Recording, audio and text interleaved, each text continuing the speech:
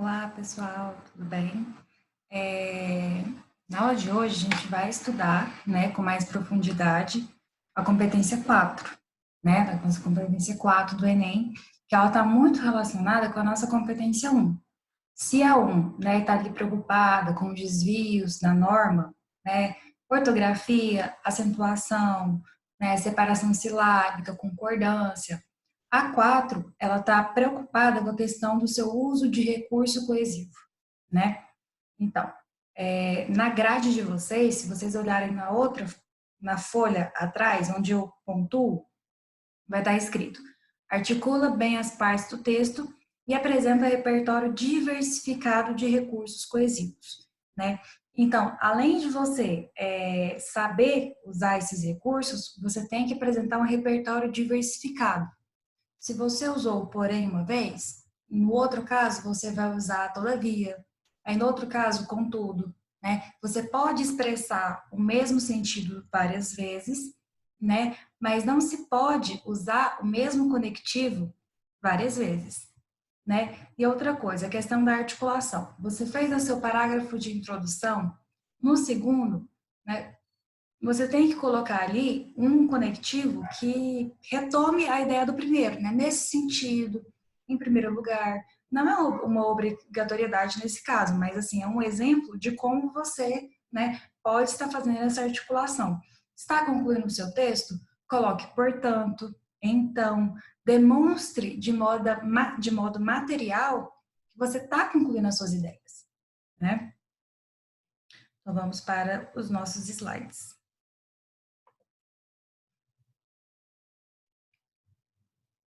Então, aqui, né, a nossa competência 4. Agora vamos ver o que a teoria diz, né, sobre a questão da coesão.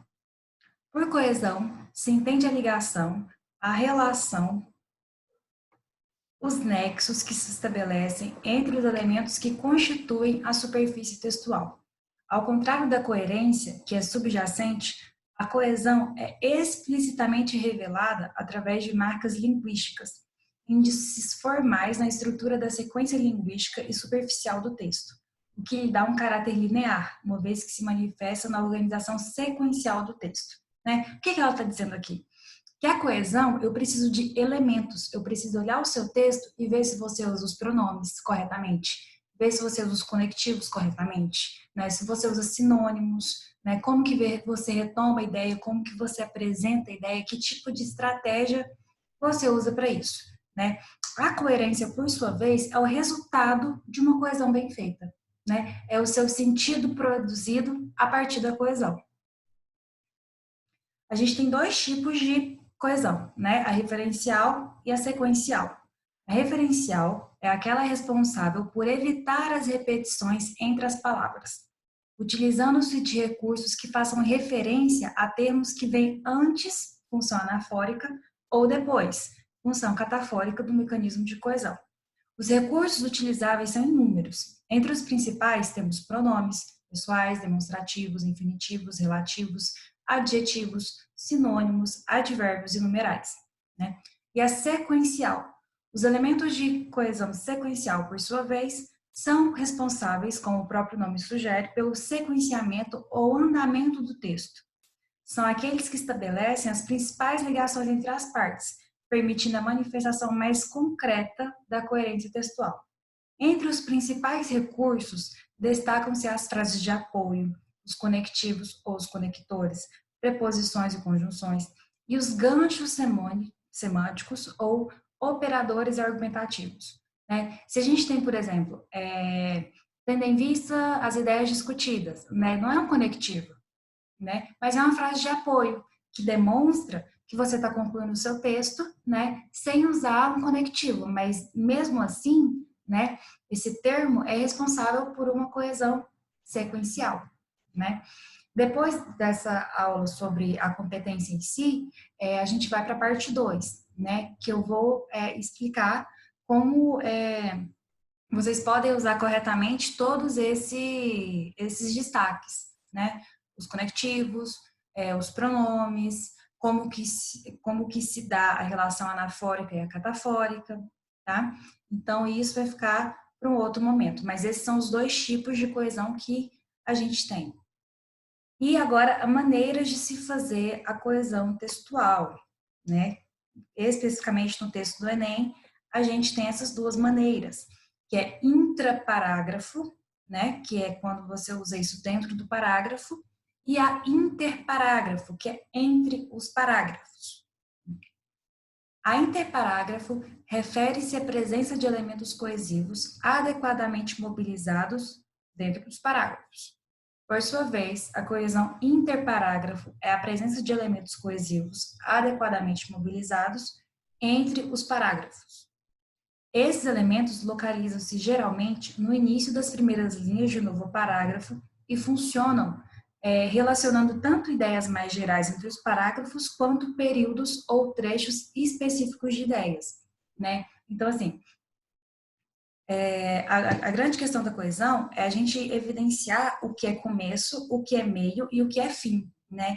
E isso a gente não faz só a partir das ideias, né? É possível fazer isso a partir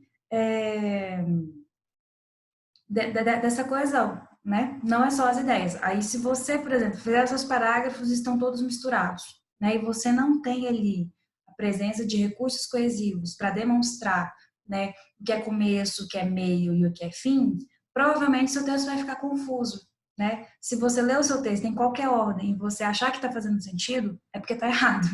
Agora, se você ler o seu terceiro parágrafo, depois o primeiro, depois o último, e ver que não tem nenhuma ligação, né, tá certo? Porque a ordem, nesse caso, a ordem dos parágrafos, ela é indispensável, né, para demonstrar o seu começo, o seu meio e o seu fim, né? Introdução, desenvolvimento e conclusão. Vamos agora para um exemplo. Introdução.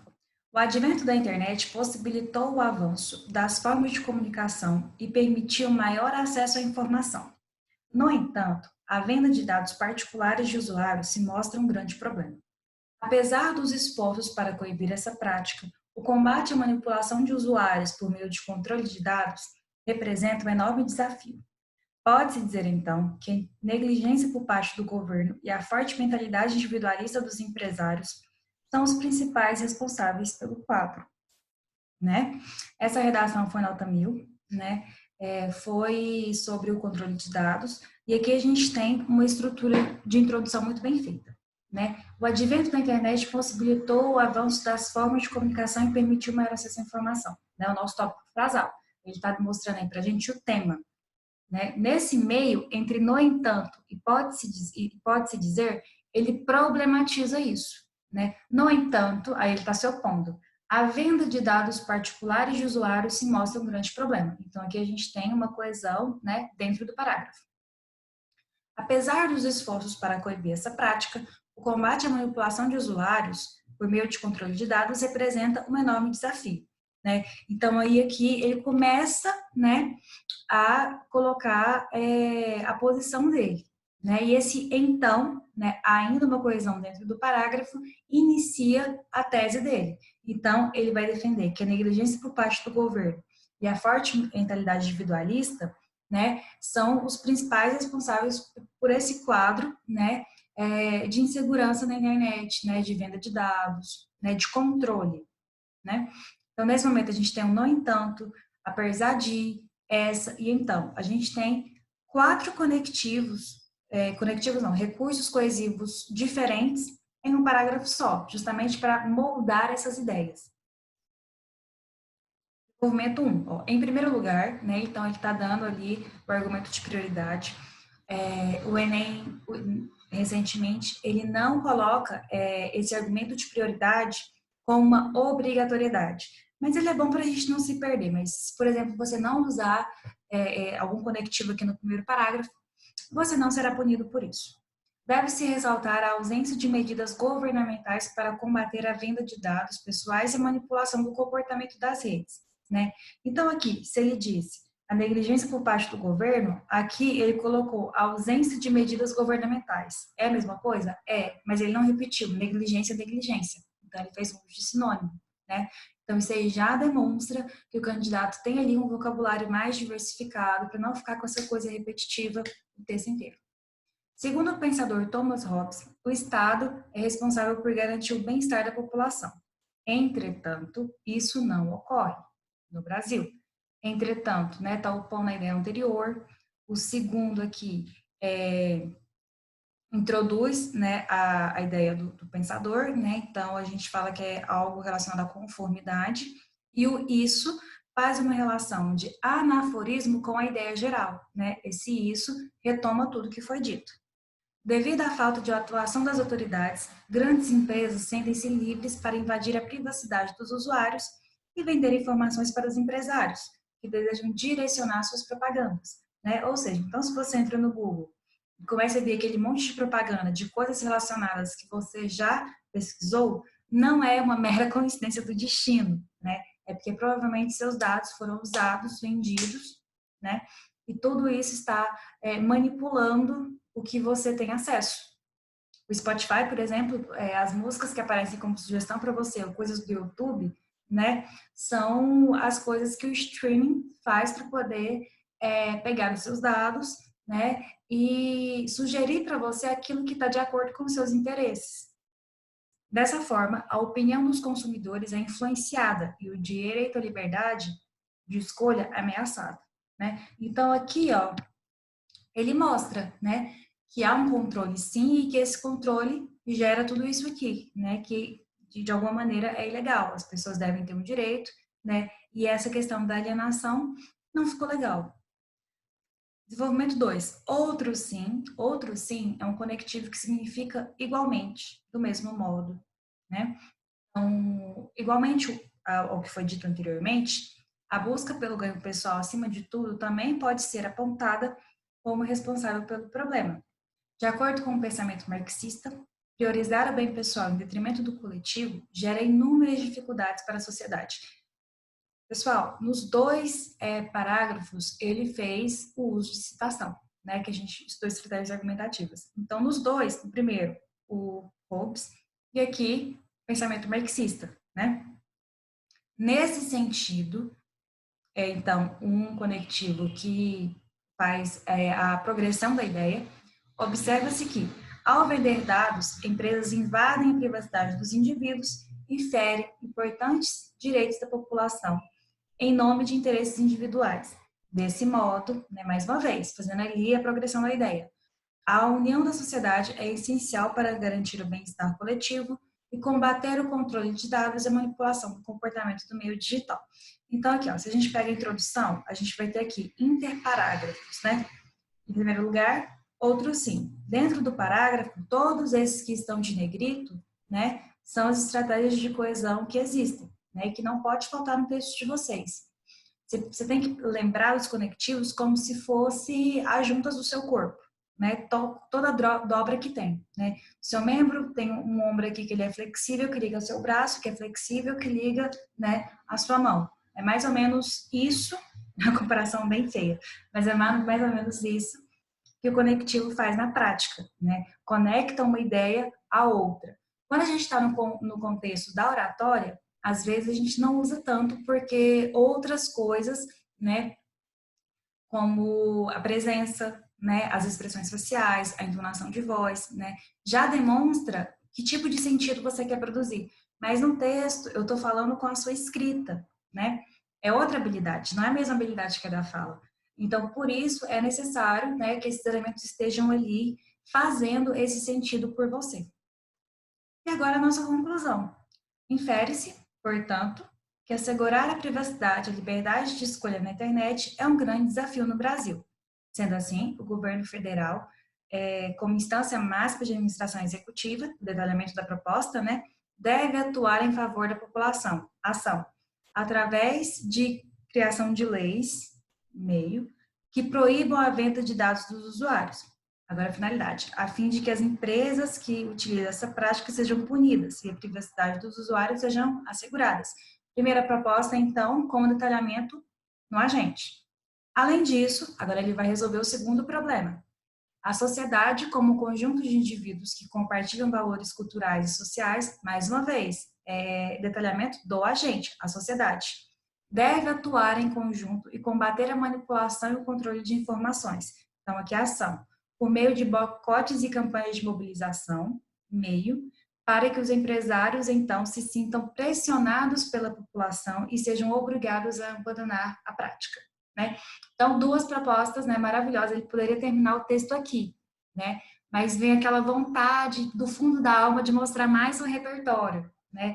Mas eu não recomendo demonstrar esse repertório no final, porque ele não vai estar relacionado a nada, né? Nesse caso, o candidato ainda levou a nota 1000, porque o texto dele não tem defeitos até então, né? Mas se você apresenta um repertório novo na sua conclusão, sem que ele tenha sido citado anteriormente, né? Isso não enriquece o texto. Nesse caso, ele dá ali uma relacionada, porque a citação tem uma relação com a proposta, né? Mas evitem isso de colocar repertórios novos, né, na conclusão, né? Então, aqui, portanto, sendo assim, além disso, afinal, conforme, se vocês repararem, ele não repetiu nenhum conectivo durante todo o texto, né? E houve, né, a coesão entre os parágrafos e dentro dos parágrafos. Observações importantes. Eu já falei isso aqui, mas vamos reforçar. É válido ressaltar que a comunicação oral, devido ao contexto interlocutivo, nem sempre precisa da presença exaustiva dos conectivos, tendo em vista que a situação da fala, como gesto e entonação de voz, substitui os recursos coesivos. Na escrita, por sua vez, essa organização de ideias não ocorre da mesma maneira, pois se trata de outra habilidade comunicativa. Dessa forma, precisamos de materialidade linguística para garantir a organização das ideias e a expressão coerente dos sentidos, né? Então, isso aqui que eu já havia comentado anteriormente. Às vezes a gente tem uma dificuldade de fazer isso na escrita porque nossa fala não é dessa maneira. Mas fala e escrita nunca serão a mesma habilidade. Outra questão importante da competência 4 é a diversidade do repertório de conectivos, a qual é claramente expressa nas exigências da grade, né? Então, não basta você apenas saber articular, mas você demonstrar que você tem um repertório diversificado para fazer isso. Gente, então é isso, né? Essa foi a nossa aula sobre a competência 4, né? Agora, para o primeiro ano, está faltando proposta de intervenção, né? E repertório sociocultural. Para o segundo ano também. E para o terceiro está faltando só a aula de repertório sociocultural para a gente fechar as ideias, né, do modelo Enem. E a ideia agora é a gente produzir o máximo de temas possíveis, né, e exercitar essas competências até que isso, né, fique bem cristalizado na escrita de vocês. Tá bom? Um beijo, até a próxima.